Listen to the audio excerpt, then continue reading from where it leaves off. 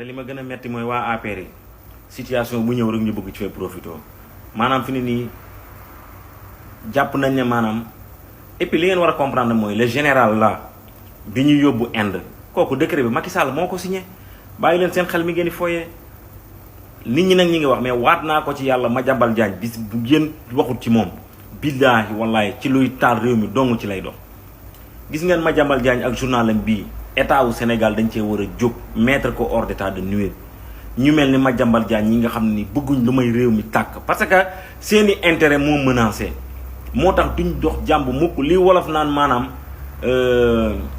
borom gémmiñ guy nàcc du wax jàmm lii moo dal Madiambal Diagne ay intérêt moo menacé te nii la nar a mën a doxale yàlla na yàlla indi jàmm Sénégal mais Sénégal jàmm dong moo fay am mënu leen a fexe ba leneen am fa lu leen neex nag mën ngeen a wax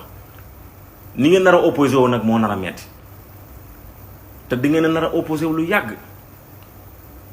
mais lii daana fi xew mais gis nañ fi ay généraux yu ñu yóbbu ci attaché comment on appelle militaire ci yenn ambassades yi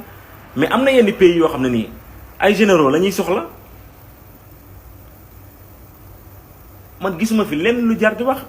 en plus que ne décret bi man d'après li ma lire mais du décret boo xam ne le président Diomaye moo ko signé man j'ai bien lu que décret bi c'est le président Macky Sall qui l'avait signé en 2024 avant muy dem ce qui veut dire que ne moom waa ji moom dane woon maanaam comme du ma lekk ci cere ji naa ko xajamal Macky Sall moom noonu la doxale moom dane moom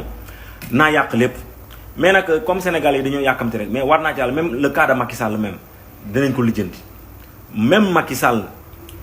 dañoo bëgg a teg Sénégal ci le droit chemin d'abord après ñu door a wax nag ci le cas de Macky Sall parce que li xew ci Sénégal lépp loxo Macky Sall la ngi ci